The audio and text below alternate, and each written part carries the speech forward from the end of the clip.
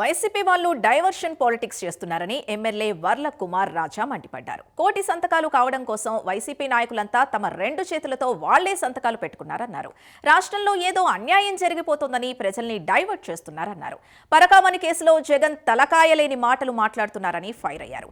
రాష్ట్రంలో అభివృద్ధి కూటమి ప్రభుత్వంతోనే సాధ్యమంటున్న ఎమ్మెల్యే వర్ల కుమార్ రాజాతో మా ప్రతినిధి Raj Kumar face to face. కోటి సంతకాలు సేకరించి అటు పీపీపీ విధానం అటు ఏదైతే ఇటు కూటమి ప్రభుత్వం ప్రైవేటీకరణ చేస్తుంది అటు మెడికల్ కాలేజీలను అంటూ కూడా వైఎస్ఆర్ కాంగ్రెస్ పార్టీ ఈరోజు మాజీ సీఎం జగన్మోహన్ రెడ్డి అధ్యక్షతన గవర్నర్కు కోటి సంతకాలను కూడా తీసుకువెళ్ళి అక్కడ అందజేయబోతున్నారు. ప్రత్యేకంగా దీనిపైన మనతో మాట్లాడడానికి పామర్ నియోజకవర్గ ఎమ్మెల్యే వర్ల కుమార్ రాజా. సరే, పీపీపీ విధానం అనేది ఇది పూర్తిగా కూడా ప్రైవేటైజేషన్ చేస్తున్నారు మెడికల్ కళాశాలను అంటూ ఉన్నారు. ప్రత్యేకించి ఈరోజు కోటి సంతకాలు సేకరించారు. చాలా అనూహ్యమైనటువంటి స్పందన వచ్చిందన్నారు. ఏంటి నిజంగా వాస్తవ పరిస్థితి? ఢిల్లీకి ఉన్న ఇద్దరు ముగ్గురు వైసీపీ ఎంపీలు వెళ్ళి సీతారామన్ గారికి కలిస్తే, యూనియన్ ఫైనాన్స్ మినిస్టర్ని కలిస్తే, ఆమె అడిగిన రెండు ప్రశ్నలకి సమాధానం చెప్పలేక అంగీకరించి బయటకు వచ్చేసిన ఎంపీలు వీళ్ళు. నేను ఒకటే అడిగి తెలియజేస్తున్నా, ఈ Jagan and co Vaikapa party నాయకులందరికీ మీరే కూర్చొని కోటి సంతకాలు మీరు రాసుకున్నారు. కనీసం రామకోటి రాసుకున్నా మీకు పుణ్యం దక్కేది. రామకోటి ఎవరు రాస్తారు? రామకోటి మామూలుగా రాసుకుంటూ పోతారు. వాళ్ళకి అన్నిసార్లు రామకోటి రాసుకున్నందుకు పుణ్యం దక్కుతుంది. మరి మీరు కూర్చొని గదుల్లో తలుపులు వేసుకొని మీ సంతకాలు మీరే కుడి చేత్తో ఎడం చేత్తో ఈ రకంగా కోటి సంతకాలు అయినాయని సంతృప్తిగా మీకు సంతృప్తినిచ్చిందేమో కానీ ప్రజలందరూ కూడా నవ్వులు పాలయ్యారని చెప్పి వైసీపీ శ్రేణులని ప్రజలందరూ కూడా అనుకుంటున్నారు. ఇప్పటికి కూడా మీకు ఏమీ లేదు, అంటే ఏం చేయాలో కూడా తెలియదు.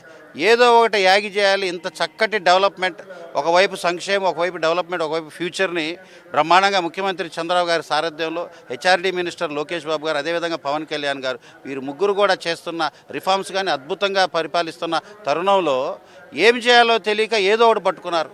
ఈరోజు పబ్లిక్ ప్రైవేట్ పార్ట్నర్షిప్ సంబంధించి పీపీపీ మోడల్ గురించి అక్కడ యూనియన్ మినిస్టర్ గారు చెప్పిన తర్వాత కూడా ఇంకా బుకాయించే ప్రయత్నం ఏదో చేసేస్తున్నామని. డెంటల్ డాక్టర్కి వెళ్ళాలన్నా అపాయింట్మెంట్ తీసుకుంటాం, గవర్నర్కి అపాయింట్మెంట్ కూడా తీసుకోకుండా అసలు ఏం చేయాలని ఏదో ఒక యాగి చేయాలా, లేకపోతే బల ప్రదర్శన చేయాలా, జరుగుతున్న విషయాలు అన్నీ కూడా ప్రజల్ని ఏమార్చడం, ఏదో అలజడి సృష్టించాలనే ప్రయత్నం తప్ప ప్రజలు ఇప్పటికే అవన్నీ మీరు చేసున్నారు కాబట్టి మీకు 11 సీట్లకు పరిమితం చేసిన ఇంకా జ్ఞానం, విజ్ఞానం, పరిజ్ఞానం తెచ్చుకోకుండా వైకాపా శ్రేణులు ముఖ్యంగా జగన్మోహన్ రెడ్డి గారు ఈ రకంగా దివాలాకోరు రాజకీయాలు తీస్తున్నారు, తెరలేపారు. ప్రజలే అన్నీ గమనిస్తున్నారని కూడా గుర్తు చేస్తున్నారు. మీ నియోజకవర్గం నుంచి కూడా చాలా అనూహ్యమైన స్పందన వచ్చిందని మీ మాధ్యమాలు కూడా చెప్తా ఉన్నారు. మీ మీద కూడా కామెంట్ చేస్తున్నారు, చూస్తారు. అనూహ్య స్పందన అంటే ఇదే కదా. అనూహ్యంగా ఒక 200 మంది ఒకే గదిలో కూర్చొని లేదా ఒక హాల్లో కూర్చొని కుడి చేత్తో ఎడం చేత్తో అన్ని సంతకాలు పెట్టుకుంటూ పోతే ఓం అనే పదం రాసుకున్నా, శ్రీరామ అని రాసుకున్నా, లేకపోతే జీసస్ అని రాసుకున్నా, లేకపోతే ఇంకోటి రాసుకున్నా పుణ్యం దక్కేది మీరు నమ్మే దేవుళ్ళు ప్రకారంగా. అది కూడా లేదు. ఉట్టిగా మీ సంతకాలు మీరు ఇష్టం వచ్చినట్టు పెట్టుకొని అపాయింట్మెంట్లు కూడా లేకుండా ఏమి చేయాలనుకుంటున్నారని ఈరోజు బడికి పోయే పిల్లలు కూడా ప్రశ్నిస్తున్నారు. మరి ఇలాంటి పరిస్థితుల్లో ఉన్నప్పుడు మరి ఇప్పటికైనా జ్ఞానం తెచ్చుకోండి, కనీసం సమాజంలో ఒక మంచి మనుషులు వీళ్ళు అనేదన్నా తెచ్చుకోండి.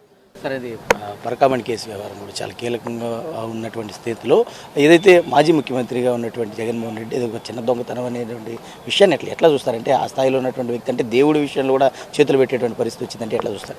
సాక్షాత్తు శ్రీ వెంకటేశ్వర స్వామి ప్రపంచవ్యాప్తంగా కూడా తిరుమల దేవస్థానానికి ఒక ప్రఖ్యాతి ఉంది, ఒక గౌరవం ఉంది. పరకామణి విషయంలో తలకాయలేని మాటలు మాట్లాడుతున్నారు వైకాపా నాయకులు. ఈరోజు ఇది చిన్న దొంగతనమే కదా అని మాట్లాడుతున్నారంటే హైందవ సాంప్రదాయానికి, హైందవ వర్గం, హైందవ సంస్కృతి వీరందరూ కూడా చాలా బాధపడుతున్నారు. ఆంధ్ర ప్రజలందరూ కూడా తలదించుకుంటున్నారు. 5 సంవత్సరాలు ఇతనికి అవకాశం ఇచ్చామా? 5 నిమిషాలు కూడా ముఖ్యమంత్రిగా పనికిరాని వ్యక్తికి ఇప్పుడు వెళ్ళి ఓటు అడగండి, మీ లంపలు వాయిస్తారు. ఇప్పుడు వెళ్ళి అడిగి చూడండి. పరకామణి విషయంలో తలకాయ లేని మాటలు మాట్లాడుతున్నాడు జగన్ రెడ్డి. పరకామణి విషయంలో చిన్న దొంగతనమే కదా, రోడ్డు మీద జరిగే జేబు దొంగతనం, లేకపోతే బస్టాండ్లో జరిగే ఏదైనా పిక్ పాకెట్, పరకామణి విషయం అంతా ఒకటే అని మాట్లాడుతున్న జగన్ రెడ్డి, వైకాపా నాయకులు రేపు రాబోయే పంచాయతీల్లో, స్థానిక సంస్థల్లో ఈ విషయం గుర్తు చేస్తూ ఒకసారి అడగండి, మీ లెంపలు వాయిస్తారు. అది గుర్తు చేసుకొని దేవుళ్ళతో గేమ్స్ ఆడొద్దు, హైందవ సాంప్రదాయాన్ని అవమానించొద్దు అని మరొకసారి జగన్మోహన్ రెడ్డికి విజ్ఞప్తి చేస్తున్నారు. మీరు స్థానిక సంస్థల్లో కూడా మేము సిద్ధంగా ఉన్నాం, ఏదైతే కూటమి ప్రభుత్వానికి ఛాలెంజ్ విస్తూ ఉంటున్నారో కూడా నేను చెప్తాను. ఎవరు సిద్ధంగా ఉన్నారు స్థానిక సంస్థలకి? వాళ్ళు ఎంతసేపు బల ప్రదర్శన, లేకపోతే రాష్ట్రంలో మంచి జరిగితే ఇక జగన్ రెడ్డి కథ కంచికే అని అర్థమై అడుగడుగున ఏదో ఒక నెగిటివ్ పాలిటిక్స్ లేకపోతే ఏదో ఒక అలర్జడి సృష్టించాలనే విషయంలో ఉన్న వాళ్ళకి ఏం సిద్ధంగా ఉన్నారు, ఏం సంసిద్ధంగా ఉన్నారు? రమ్మనండి. ఇంత అరాచకం, ఇంత దుర్మార్గపు మాటలు, ఇంత దుర్మార్గంగా వీళ్ళు గతంలో చేసిన అధికారం లేకపోయినా విచ్చలవిడితనంతో వాళ్ళు ప్రతిపక్ష హోదా కూడా లేకుండా చేస్తున్న అరాజకం ప్రజలందరూ గమనిస్తున్నారు. స్థానిక సంస్థలకి 90% పైచీలకి వారు అన్సైడ్గా బ్రహ్మాండంగా ప్రజాభీష్టం మేరకు చంద్రబాబు గారి యొక్క నాయకత్వం సారథ్యంలో మోడీ గారి యొక్క ఆశీస్సులతో బ్రహ్మాండంగా కూటమి ప్రభుత్వం బ్రహ్మాండంగా ముందుకు సాగుతుంది, విజయదుందుబి మోగిస్తుంది.